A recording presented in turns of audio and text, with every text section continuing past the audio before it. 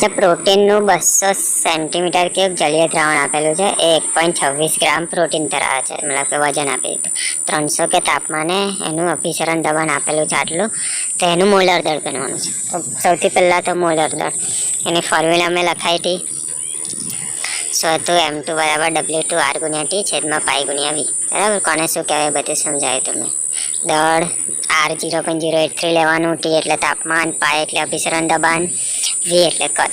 તો હવે આપણે રકમમાં જે સેન્ટીમીટર ક્યુબ વાળું આપેલું છે એને લઈશું આપણે કદ, અને જે ગ્રામમાં આપેલું છે આગળ પહેલાં તો કદ V કેટલું છે 200 સેન્ટીમીટર ક્યુબ. આ સેન્ટીમીટર ક્યુબને આપણે ફેરવીશું લીટરમાં. લીટરમાં ફેરવવું તો શું કરવાનું, છેદમાં 1000 લાવી દેવાના. કેલ્ક્યુલેશન કરશો તો આનો જવાબ આવશે 0.200.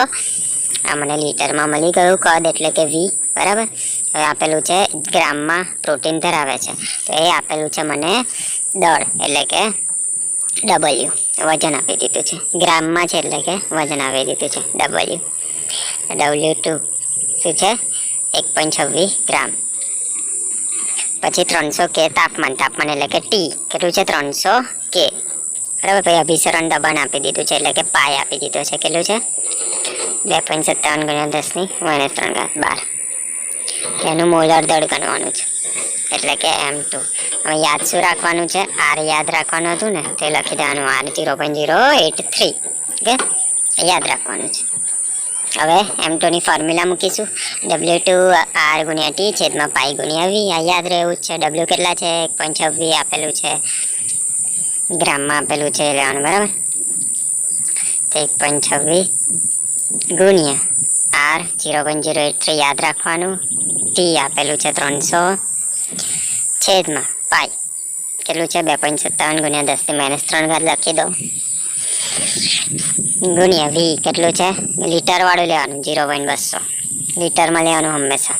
હવે ઉપરનું પહેલાં સોલ્વ કરી દઈએ આપણે, 3 3 નો ગુણાકાર કરી દઈએ કેલ્ક્યુલેટરમાં. શું હતું 1.26 ગુણ્યા 0.083 ગુણ્યા 0.200 એવું કંઈક હતું. અરે યાર, આમાં બહુ ભૂલ, 2 વાર તમારે ક્રોસ ચેક કરવાનું કેલ્ક્યુલેટરમાં, પછી જ જવાબ લખવાનો. બરાબર, ભૂલ પડે બાકી.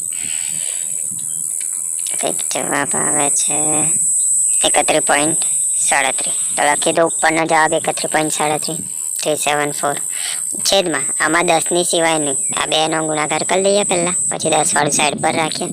એ 2 નો ગુણાકાર કરીએ તો આવે છે 0.514. પછી આ 10 વાળું જે રહ્યું એવું ને એવું લખી દઈએ 10 ની -3 ઘાત. આ 10 ની સિવાયનું આ 2 નો થશે ભાગાકાર. આ 2 નો ભાગાકાર કરી લઈએ આપણે, કેટલો આવે છે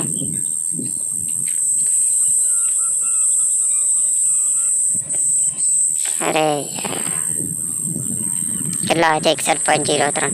61.03. આ 10 ની -3 ઘાત નીચે છે, ઉપર લાવીશ તો માઇનસનું પ્લસ થઈ જશે, તો ગુણ્યા 10 ની +3 ઘાત થઈ જશે. બસ આ મારો જવાબ મોલર દળનો. બરાબર, ફોર્મ્યુલા યાદ રાખીને મૂકીને બધું ગણવાનું છે, સિમ્પલ બસ. Okay, done.